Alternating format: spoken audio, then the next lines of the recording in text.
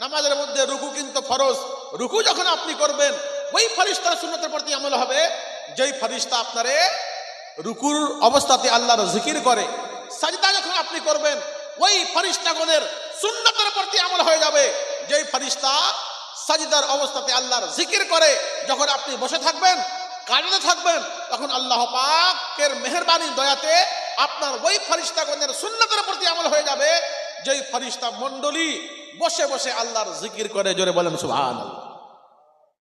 Brother, চিন্তার বিষয়, আমি হাদিস বর্ণনা করেছিলাম কি আল্লাহর কিছু ফেরেশতা এমনই আছেন যিনারা মজলিসকে খুঁজে বেড়ান। কোন মজলিস? যেই মজলিসে আল্লাহর জিকির করা হয়। জোরে বলেন সুবহানাল্লাহ। আপনি চিন্তা করবেন যে ভাই এক সময়ে কত জায়গাতে মাখলুক আল্লাহর জিকির হচ্ছে।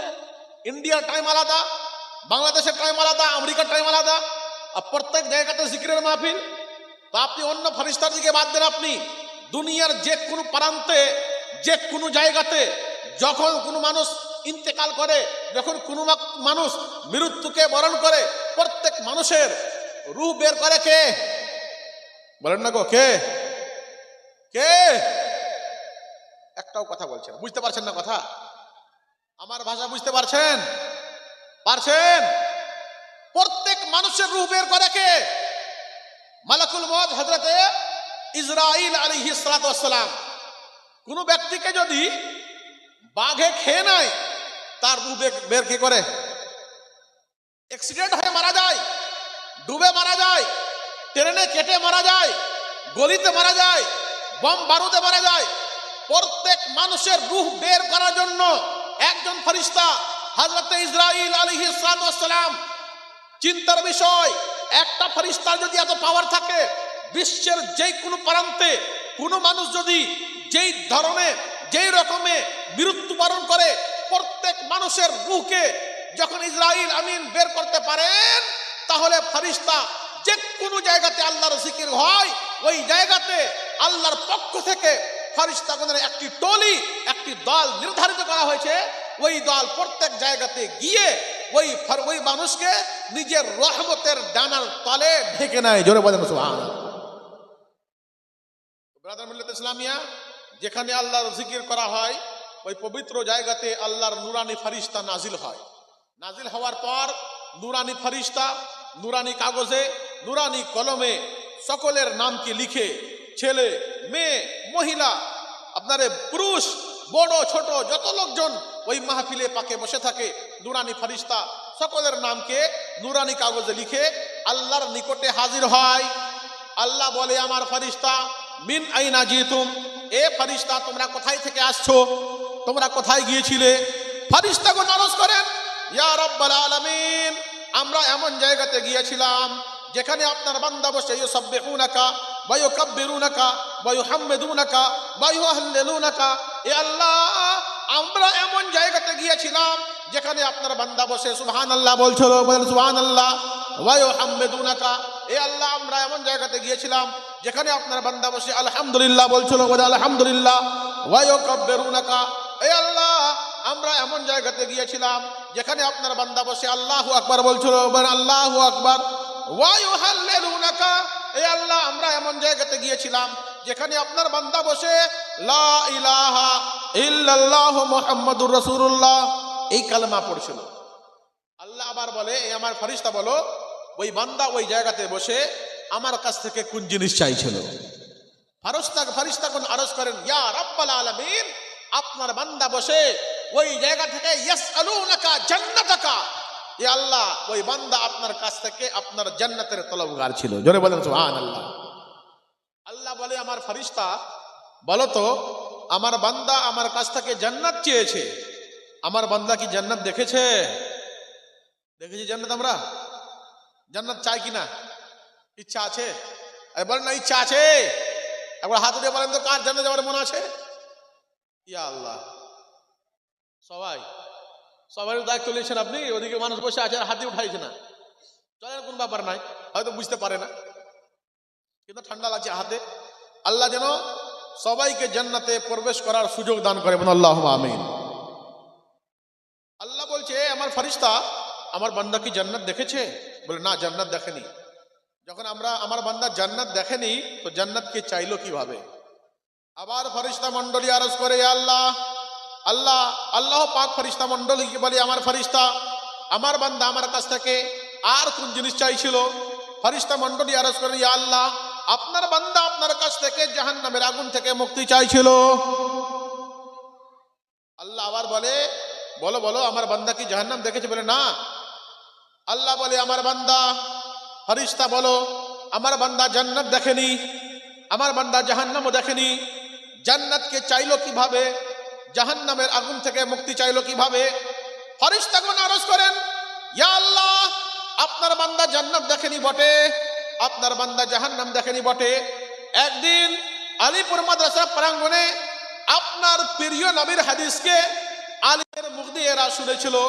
শোনার পরে এরা কিন্তু ওই হাদিসের প্রতি আমল রাখতো। আল্লাহর রহমত জোশে আসে, ফেরেশতাগণকে সাক্ষী রেখে, ফেরেশতাগণকে কেন্দ্র করে আল্লাহ পাক বলে, ইয়া আমার ফেরেশতা, শুনো শুনো, ওই মাহফিলে পাকে বসে যত লোকজন, ছেলে মেয়ে, নারী নারী, পুরুষ, যত ছোট ছোট বড় সুবহানাল্লাহ, আলহামদুলিল্লাহ, আল্লাহু আকবার বলেছিল, তুমি তাদেরকে বলে দাও, এই তাসবিহ পড়ার বিনিময়ে আমি তাদের জীবনের ছোট ছোট গুনাহ খাতাকে মাফ করে দিলাম। জি ব্রাদার, তো এই মজলিসে পাকে বসলে এত নেকি, জীবনের ছোট ছোট গুনাহ খাতাকে আল্লাহ পাক এমনি আমাদের ক্ষমা করে দিবে। জোরে বলেন সুবহানাল্লাহ। কিন্তু দুঃখের বিষয়, মানুষ আনন্দ করছে অনেক, খাওয়া দাওয়া অনেক চলছে, মেলাতে ঘোরাফেরা অনেক, কিন্তু জলসার মাহফিলে লোক আসে না। এটা কি? এটা আমাদের জন্য ইমানের দুর্বলতা। আর আমি বুঝতে পারি মেন কারণ হলো কি? দ্বীনি শিক্ষার অভাব। দ্বীনি শিক্ষার অভাবের কারণে আজকে মানুষ পাপে লিপ্ত, গুনাহে লিপ্ত, নেকের কাজের দিকে পিছিয়ে গুনাহের কাজে এগিয়ে। কারণটা কি? শিক্ষা মানুষের মধ্যে নাই। এই জন্য আল্লাহ পাক কোরআন শরীফের মধ্যে সর্বপ্রথম আয়াতে কারিমা নাজিল করেছে কি গো? আপনি চিন্তা করে দেখেন। আচ্ছা, সর্বপ্রথম যে আয়াতে কারিমা নাজিল করেছে, ওই আয়াতে কারিমা নাজিল হয়েছে কোথায়? গারে হেরাতে। কোথায় বলেন না? কোথায়? গারে হেরা। আমি যখন উমরা করতে যাই, আর আমি নিজে যাইনি, আমার বাড়ি বিহার কাটিহার, থাকি আপনারে কৃষ্ণপুরের জুমা মসজিদে। কৃষ্ণপুর জুম্মা মসজিদের মানুষ আমাকে এত ভালোবাসে, এত ভালোবাসে, ওরা 1,25,000 টাকা খরচ করে ওরা নিজেই কিন্তু আমাকে উমরা করিয়েছে। জোরে বলেন সুবহানাল্লাহ। জি, ওখানকার মানুষ এত ভালো, আমি ভুলতে পারি না। বড় বড় জায়গার অফার এসছে, বড় বড় বেতনে, কিন্তু ওই মহাব্বতের জন্য আমি ওই জায়গাটাকে ত্যাগ করতে পারি না ব্রাদার, বাস্তব কথা। ওখানে আমি নামাজ থাকি। দারিয়াপুর মিশনে 12 বছর পড়িয়েছি, আলিপুরে 2 বছর ধরে আমি পড়াই বর্তমানে। ব্রাদার, আমি যখন উমরা করতে যাই গারে হেরা, ড্রাইভারকে বলছি, ভাই গারে হেরা যাবা? তো আরবির মানুষ কিন্তু গারে হেরাকে গারে হেরা বলে না, তারা বলছে জাবালে নূর। কি বলছে গো? জাবালে। আর ওই গারে হেরা যেখানে আমার নবী ইবাদত বন্দেগী করতেন, আর মা খাদিজা উম্মুল মুমিনিন রাদিয়াল্লাহু তাআলা আনহা নবী পাকের জন্য খাবার নিয়ে যেতেন, ওই যেই জায়গাতে ইবাদত বন্দেগী করতেন, ওই জায়গাতে 2 রাকাত নফল নামাজ আমি যেই জায়গাতে নবী পাক পড়েছিলেন ওই জায়গাতে পড়ে আসছি। জোরে বলেন সুবহানাল্লাহ। আল্লাহ সকলকে যেন ওই পবিত্র জায়গা জিয়ারত করার তৌফিক দান করে। সকলেই বলুন আলহামদুলিল্লাহ, সুবহানাল্লাহ, ইনশাআল্লাহ। ব্রাদার, বলছিলাম কি, আরবের মানুষ তাকে গারে হেরা কিন্তু বলে না। ড্রাইভারকে বলছি, আত্তাযহাবু ইলা গারে হেরা। এ ভাই, ড্রাইভারকে বলছি, এ তুমি গারে হেরা যাবা? বুঝতে আর পারে না গারে হেরা মানে মা হুয়াল মাকাম। আপনি কোন জায়গায় গারে হেরা বলছেন? আমি বললাম আল মাকামুল্লাযী উনজিলা ফীহিল কুরআনু আউওয়ালা। আমি বললাম ওকে, মানে ওই জায়গা যেখানে আল্লাহ পাক প্রথম কোরআন শরীফের আয়াতে কারিমা নাজিল করেছিল। তখন তারা বলছে কি, হুয়া জাবালুন নূর, হুয়া জাবালুন নূর, ও জাবালে নূর। মানে ওই পাহাড়ের নামটা কি? জাবালে নূর। কি গো? জাবালে নূর। আমি তখন চিন্তিত, ইয়া আল্লাহ, ওই পাহাড়ের নাম জাবালে নূর কেন হলো? এর 2টা কারণ আমি বুঝতে পারি। একটা কারণ, কোরআন শরীফের কয়েকটা আপনার নাম আছে, কয়েকটা নাম আছে, ওই নামের মধ্যে একটি নাম হলো কি? নূর। কোরআন শরীফের একটি নাম কি হলো? নূর। আমি ভাবলাম কি হয়তো কোরআন শরীফের প্রথম আয়াতে কারিমা ওই জায়গাতে নাজিল হয়েছে, ওই জন্য ওই পাহাড়ের নাম কি হলো? জাবালে নূর। কিন্তু আমার ঈমান বলছে, আমার ইশক বলছে, আমার ঈমান বলছে না কারণ কিছু আর হতে পারে। চিন্তা করলাম, দেখলাম হাদিস কোরআনের দিকে নজর উঠিয়ে, কোরআন শরীফ ইসলামের ইতিহাসের দিকে নজর উঠিয়ে দেখলাম, ইয়া রাব্বাল আলামিন, ওই পাহাড়ের নাম জাবালে নূর হওয়ার কারণটা কি? কারণটা কি? আমার মনের মধ্যে একটি কথা ভেসে আসলো, শুনো শুনো গোলাম সরওয়ার সামনানি, তোমাকে চিন্তা করার প্রয়োজন নয়, ভাবার প্রয়োজন নয়। আমার নবীর নুরানি কদম ওই মুবারক পাহাড়ে লেগেছে, ওই জন্য ওই পাহাড়ের নাম জাবালে নূর। জোরে বলেন সুবহানাল্লাহ। জি, আমার নবীর নুরানি কদম শরীফ, জিসম শরীফ লেগেছে। তো আরবের মানুষ বলছে কিন্তু কথা বুঝে না। এই জন্য আমার ইমাম ইশক মোহাব্বত ইমাম আহমদ রাজা খাঁ হাদিলে বরেলভি আলাইহির রহমত ওয়া রিজওয়ান, উনি বলছেন কি, ইন্নাল ওয়াহাবিয়াতা কওমুন লা তাকিলুন। ওয়াহাবি আহলে হাদিস এমন একটি দল, ফিরকা, এরা কথা বলে কিন্তু বুঝে না। নূর বলে নবীকে, কিন্তু নূর মানতে রাজি নয়। আল্লাহু আকবার। প্রথম আয়াতে কারিমা ওই জাবালে নূরে নাজিল হয়েছে কি, ইকরা বিসমি রাব্বিকাল্লাযী খালাক। এটা আয়াতে কারিমা আমি তিলাওয়াত করেছি। হে ব্রাদার, প্রথমে আয়াতে কারিমা নাজিল করার উদ্দেশ্য কি? উদ্দেশ্য কি? কারণটা কি? আল্লাহ যদি ইচ্ছা করত, প্রথমত ওই আয়াতে কারিমা নাজিল করত, যে আয়াতে কারিমার সম্পর্ক কার সঙ্গে? শিক্ষার নয়, আল্লাহকে আল্লাহর বন্দেগী করার সম্পর্ক। আল্লাহ যদি ইচ্ছা করত তো সর্বপ্রথম ওই আয়াতে কারিমাকে নাজিল করত, যে আয়াতে কারিমার সম্পর্ক নামাজের সঙ্গে, কিংবা ওই আয়াতে কারিমাকে আল্লাহ যদি ইচ্ছা করত নাজিল করত, যে আয়াতে কারিমার সম্পর্ক কার সঙ্গে? যাকাতের সঙ্গে, নামাজের সঙ্গে, হজের সঙ্গে, একেবারে হককে পূর্ণ করো এর সঙ্গে, ঈমানের সঙ্গে। কিন্তু ঈমান সবচাইতে বড়, সবচাইতে মূল্যবান, সবচাইতে দামি, সবচাইতে কিমতি জিনিস এক মুমিনের জন্য কি হলো? ঈমান। কিন্তু ঈমান নিয়ে এসো, এই কথাকে আল্লাহ আগে নাজিল করেনি। নামাজ পড়ো, এই আয়াতে কারিমাকে আল্লাহ নাজিল করেনি। রোজা রাখো, এই আয়াতে কারিমাকে আল্লাহ আগে নাজিল করেনি। হজ করো, এই আয়াতে কারিমাকে আল্লাহ আগে নাজিল করেনি। মা বাবার সেবা করা ফরজ, এই আয়াতে কারিমাকে আল্লাহ নাজিল করেনি। সর্বপ্রথম আয়াতে কারিমা নাজিল করেছে কি, ইকরা, পড়ো। কি গো? পড়ো। আব চিন্তার কথা, পড়ার কথা কেন বললে আল্লাহ পাক? যদি আপনি আর ব্যাখ্যা শুনতে চান, ব্যাখ্যা শোনার পূর্বে নিজের হৃদয়টাকে আপনারে ইমানি বানান। আল্লাহর নবীর প্রেমে, আল্লাহর নবীর মোহাব্বতে এই হৃদয়টাকে একটু আপনারে ঠান্ডা করে এমন এমন ধারণা করেন যে নবী পাক মদিনা থেকে স্বয়ং আমাদের অন্তরকে দেখতে পাচ্ছেন। জোরে বলেন সুবহানাল্লাহ। এ বেরাদারে মিল্লাত ইসলামিয়া, সর্বপ্রথম আল্লাহ পাক শিক্ষার আয়াতে কারিমা নাজিল করেছে। কারণটা কি? ব্যবসার কথা বলেনি, নামাজের কথা বলেনি, রোজার কথা বলেনি, যাকাতের কথা বলেনি, হজের কথা বলেনি, মা বাবার হক আদায় করো এরও কথা আল্লাহ পাক বলেনি। সর্বপ্রথম শিক্ষার কথা বলেছে। কারণটা কি? আল্লাহ পাক ভালো করে জানে, শিক্ষা থাকলে আল্লাহকে চিনবে। জোরে বলেন, বলেন না সুবহানাল্লাহ। শিক্ষা যদি থাকে মায়ের কি হক চিনতে পারবে। শিক্ষা যদি থাকে নামাজ কিভাবে পড়ে বুঝতে পারবে। শিক্ষা যদি থাকে পুরুষের কি হক বুঝতে পারবে। শিক্ষা যদি থাকে মায়ের কি হক বুঝতে পারবে, বাবার কি হক বুঝতে পারবে, আলিমের কি হক বুঝতে পারবে, ইমামের কি হক বুঝতে পারবে, তালেবে ইলমের কি হক বুঝতে পারবে। এক মুমিনের উপরে এক মুমিনের হক কি রয়েছে, মানুষ শিক্ষা থাকলেই বুঝতে পারবে কোনটা ব্যবসা হালাল, কোনটা হারাম। এই কথাকে আল্লাহ বলেনি, প্রথমত শিক্ষার কথা বলে দুনিয়া মানুষকে এটাই জ্ঞান দিয়েছে। শুনো শুনো, শিক্ষা থাকলে মানুষ আসল এবং ডুপ্লিকেটকে চিনতে পারবে। ওই জন্য আল্লাহ পাক প্রথমত শিক্ষার কথা নাজিল করেছে। জোরে বলেন সুবহানাল্লাহ। ব্রাদার, বোঝা গেল কি? শিক্ষা না থাকলে উন্নতি করা যাবে না, শিক্ষা না থাকলে প্রোগ্রেস করা যাবে না।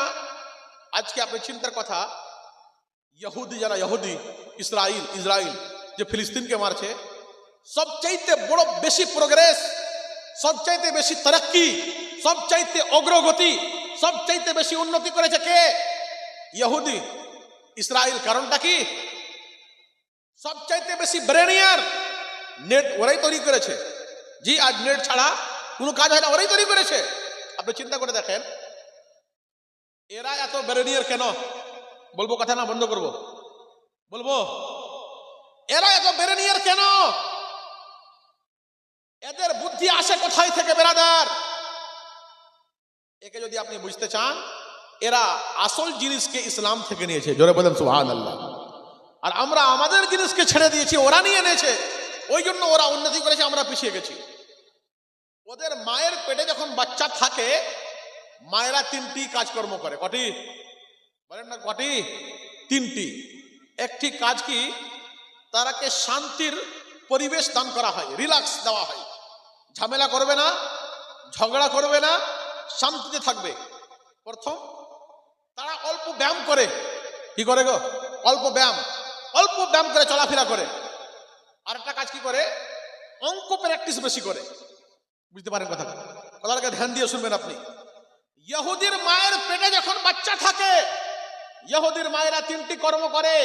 প্রথমত ম্যাথমেটিক্স প্র্যাকটিস করে, রিল্যাক্স শান্তিতে থাকে, আর আপনারে ব্যায়াম করে।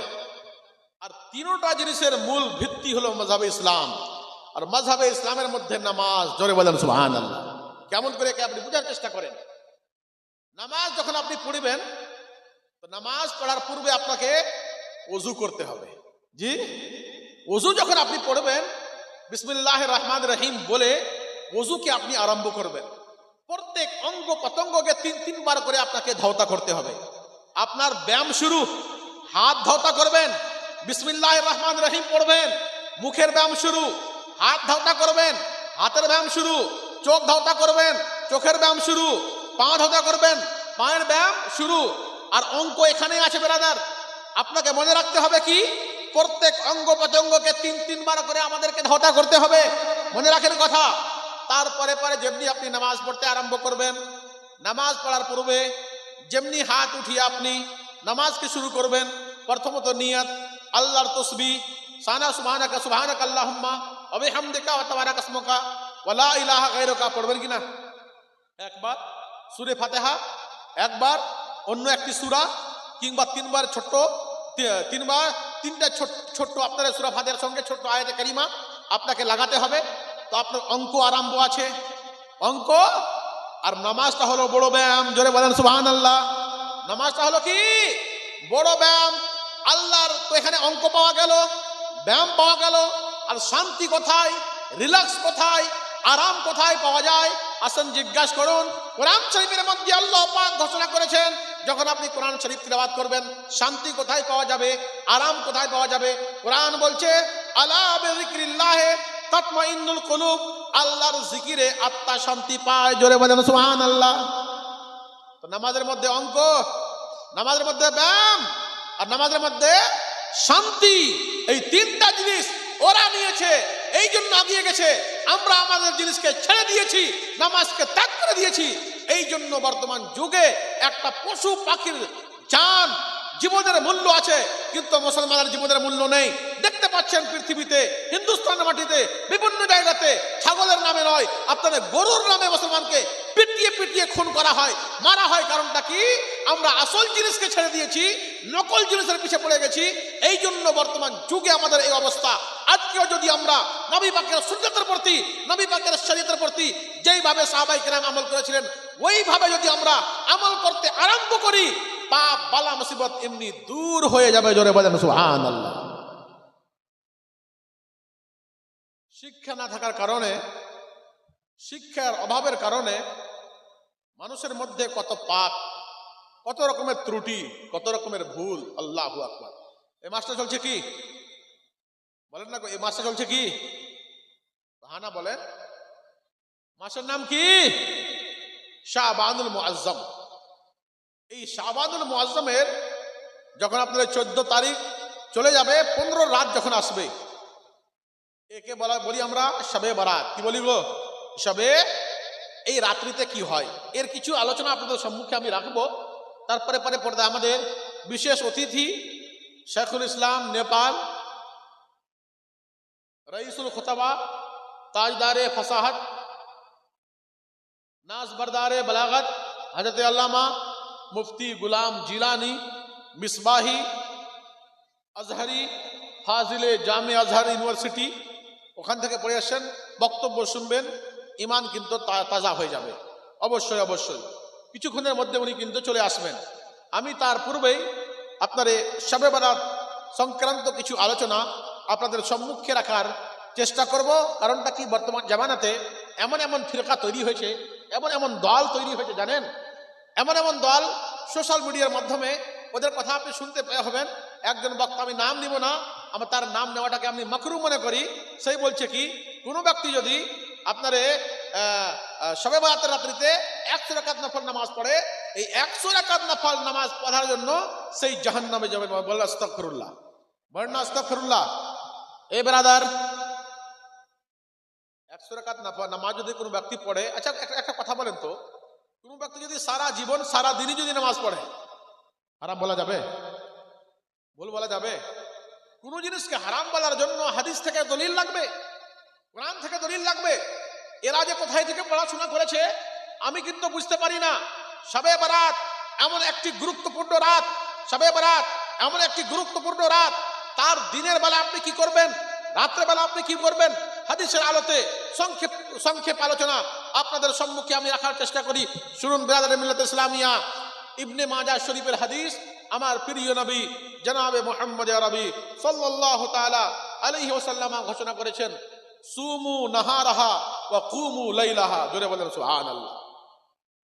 এ যখন শবে বরাত পাবে, দিনের বেলা রোজা রাখবে, আর রাত্রি বেলা তোমরা কিয়াম অর্থাৎ নফল নামাজ ইবাদত বندگی করবে। জোরে বলেন সুবহানাল্লাহ।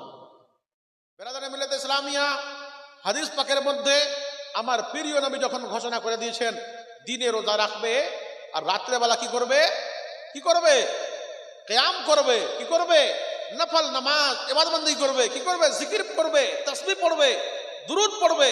যখন এই কথা প্রমাণিত কোরআন থেকে, আপ যদি কোনো ব্যক্তি হারাম বলে, নাজায়েজ বলে, ওই ব্যক্তির কলার ধরেন, দামান ধরেন, ঝগড়া করার প্রয়োজন নয়, মারপিট করার দরকার নাই।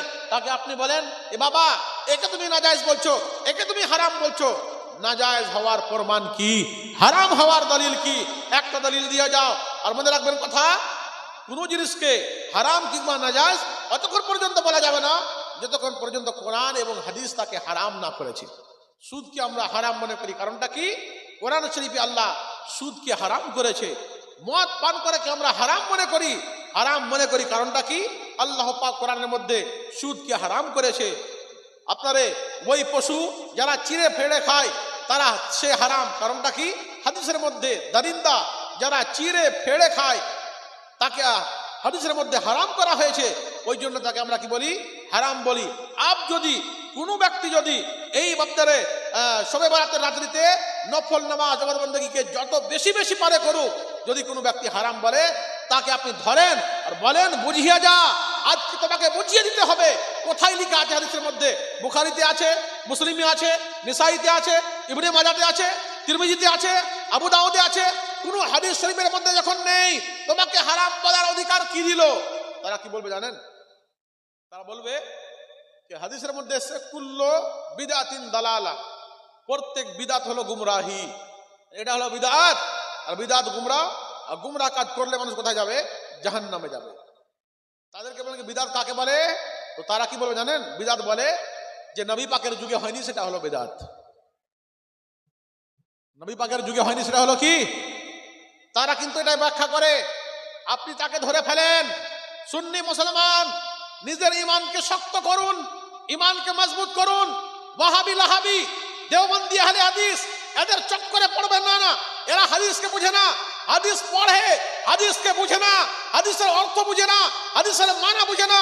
হাদিসকে যদি বুঝতে হয়, হাদিসের মানাকে যদি বুঝতে হয়, চলুন বেরেলভীর সরজমিতে ইমামে ইশক ও মুহাব্বত ইমামে আহমদ রাজা খান ফাজিলে বেরেলভী যেইভাবে হাদিসকে বুঝিয়েছেন, বর্তমান জামানাতে কোন মৌলবী মুহাদ্দিস হাদিসকে বোঝার ক্ষমতা আলা হযরতের মতো রাখে না। জোরে বলেন সুবহানাল্লাহ। নবী পাকের যুগে না হওয়ার নাম যদি কি বিদআত হয়, তো আপনি বলেন তো, আমরা যখন কোরআন আরম্ভ করি কোথায় থেকে? কোথায় থেকে গো? বিসমিল্লাহির রহমানির রহিম, আলহামদুলিল্লাহি রাব্বিল আলামিন। কোরআন আরম্ভ হলো কোথায় থেকে? আলহামদু থেকে। কোথায় থেকে? বিসমিল্লাহ থেকে শুরু, আর ওয়ান্নাসের শেষ। এখনই আপনাকে আমি বললাম, আল্লাহ পাক প্রথমত আয়াতে কারিমা কোরআন শরীফের মধ্যে নাজিল করেছে কি? ইকরা বিসমি রাব্বিকাল্লাযী খালাক। নাজিল হয়েছে কোথায়? গারে হেরা। কোথায় গো? গারে হেরা। প্রথম আয়াতে কারিমা নবী পাকের প্রতি নাজিল হয়েছে ইকরা বিসমে। বর্তমান জামানাতে কোরআন যখন আপনি আরম্ভ করবেন কোথায় আছে? ইকরা 30 পারাতে আছে। প্রথম সূরা হলো কি? আলহামদুলিল্লাহ রাব্বিল আলামিন। কি গো, তো প্রথম তো আলহামদু নাজিল হয়নি, প্রথম আলহামদু নাজিল হয়নি, প্রথম নাজিল হলো ইকরা বিসমে। তো আলহামদুকে প্রথম কোথায় থেকে আসলো? নবী পাকের যুগে ছিল না এইভাবে। তো আপনাকে বলতে হবে কি কোরআন এইভাবে পড়াও বিদআত হবে কিনা? ওদের কথা অনুযায়ী কোরআন শরীফ বিদআত হবে কিনা? ওয়াহাবি লাহাবি আলে হাদিসের বাপের মাজাল নাই, একটা মৌলবীর মধ্যে শব্দ ক্ষমতা নাই যারা প্রমাণ করতে পারে কি নবী পাকের যুগে যে না হয়েছে সেটা হলো বিদআত। যদি কোনো ওয়াহাবির বেটা চ্যালেঞ্জ করে এই কথাকে প্রমাণ করতে পারে, আলিপুর মাদ্রাসার একজন শিক্ষক হয়ে আমি চ্যালেঞ্জ করলাম, তোমার সঙ্গে আমার কালকেও চ্যালেঞ্জ ছিল, আজকে চ্যালেঞ্জ আছে, তুমি যদি অরিজিনাল বাপের বেটা হয়ে থাকো আসো হাদিস কোরআনকে সামনে রেখে তোমার সঙ্গে মুনাজারা করার জন্য এই একটা নাচিস বান্দা সবসময় প্রস্তুত রয়েছে। জোরে বলেন সুবহানাল্লাহ। বিদআত তার নাম নয়। আচ্ছা, নবী পাকের যুগে কোরআন শরীফে, সাহাবায়ের যুগে কোরআন শরীফে জের জাবার ছিল না, রুকুও ছিল না গো, আয়াতও ছিল না নবী পাকের যুগে, পরেই হলো। যদি নবী পাকের যুগে থাকা না থাকার নাম যদি বিদআত হয়, তো কোরআন যেইভাবে আছে এইভাবে কোরআন থাকাকে বিদআত বলতে হবে। তারাও তো পড়ছে এইভাবে কোরআন। তারা কোথায় থেকে শুরু করে? তাদের মসজিদে দেখে আসেন তো, তাদের মসজিদে দেখে আসেন কোরআন আরম্ভ হয় কোথায় থেকে, কোরআন শুরু হয় কোথায় থেকে। ওই কোরআনের মধ্যে জের জাবার আছে কিনা একটু দেখবেন আপনি চেষ্টা করে। এটাই কোরআন, কোরআনের মধ্যে কোনো পরিবর্তন নাই। তো বোঝা গেল কি নবী পাকের যুগে না হওয়ার নাম যদি বিদআত হয় তো প্রথম কোরআনকে বিদআত বলতে হবে। আচ্ছা, একটা কথা বলেন তো, বুখারী শরীফ সবচাইতে বড় কিতাব কোরআন শরীফের পর, কোরআন শরীফের পর আজকে আপনারা সুন্দর দৃশ্য দেখলেন, বুখারী শরীফের শেষ হাদিস হুজুর উনি আমাদের সকলকে কিন্তু শিক্ষা দিয়ে গেলেন বুখারী শরীফের শেষ হাদিসে। একটা চিন্তা করে দেখেন তো ব্রাদার, বুখারী শরীফ সবচাইতে কোরআন শরীফের পর সবচাইতে যে গ্রন্থ কিতাবের বেশি মর্যাদা, ওই কিতাবের নাম হলো বুখারী শরীফ।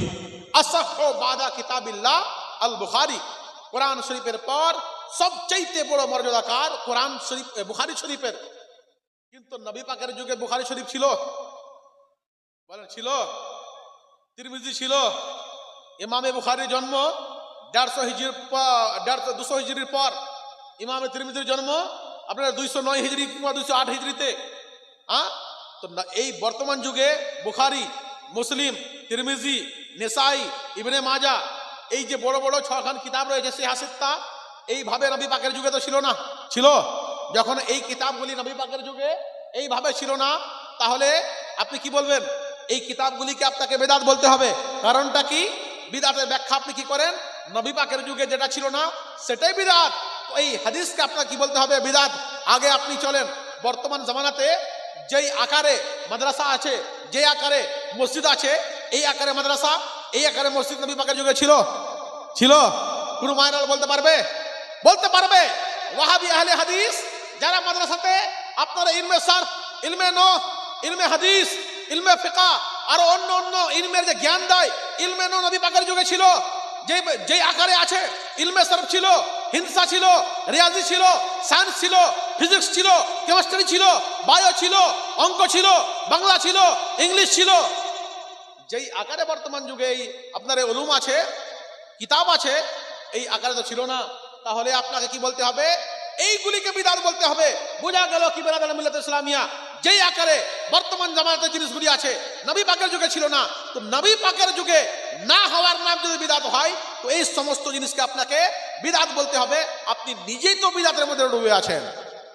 বিদআত তাকে বলা যায় না। বিদআত কাকে বলা যায়? বিদআত হলো এমন একটি কাজ যে শরীয়ত বিরোধী হয়। কি গো? যার কারণে নবী পাকের কোনো সুন্নাত ছুটে যায়, যার কারণে কোনো হাদিস পাকের প্রতি আমল হয় না, যে কোনো নবী পাকের হাদিসের বিরোধিতা করে, তো যেটি কাজ নবী পাকের হাদিসের বিরোধিতা করে তার নাম হলো কি? বিদআত। তো আমরা যখন সাদু সালাম পড়ি, তো সাদু সালাম যখন আমরা পড়ি, তো এই সাদু সালাম পড়ার জন্য কি নবী পাকের কোনটি হাদিস ছুটেছে? ছুটেছে? কেউ বলতে পারবে? আপনাকে আমি একটা ছোট্ট হাদিসে পাক বর্ণনা করি। মুসলিম শরীফের হাদিসে পাক 5900 আপনার 24 কিংবা 23 ইন্টারন্যাশনাল রেফারেন্স অনুযায়ী মুসলিম শরীফের হাদিসের মধ্যে ইমামে মুসলিম রাহমাতুল্লাহ তাআলা আলাইহি একখানা হাদিসে পাক নকল করেছেন। হাদিসটি হলো কি? শুনো শুনো। এই আমার নবী বলছেন, মক্কা শরীফে একটি পাথর ছিল, যেই পাথর আমার দুনিয়াতে আসার পূর্বে ওই পাথর আমার প্রতি সালাম পড়তো। জোরে বলেন সুবহানাল্লাহ। নবী পাক বলছেন, আমার আসার পূর্বে যেই পাথর আমার প্রতি সালাম পড়তো, ওই পাথরকে আমি চিনতে পারি, জানতে পারি, ওই পাথরকে আমি চিনি এবং জানি। এ মুসলমান, চিন্তা করবেন, মনে মনে ভাববেন, যেই পাথর নবী পাকের প্রতি দ্রুত সালাম পড়েছেন, ওই পাথরকে আমার নবী যদি চিনতে পারেন, বুঝতে পারেন, জানতে পারেন, ইন্ডিয়ার মাটিতে আমরা আলিপুরের মাটি থেকে যদি নবী পাকের প্রতি সকালবেলা বিকালবেলা যদি নবী পাকের প্রতি সালাম পড়ি, অবশ্যই আমার নবী চিনতে পারবেন এই সালামের বিনিময় আল্লাহর রহমত থেকে আসা। আল্লাহর রহমত যদি হয়ে যায়, অবশ্যই আমাদের বেড়া পার হয়ে যাবে। জোরে বলেন সুবহানাল্লাহ। बिरादरान मिल्लत इस्लामिया बर्बाद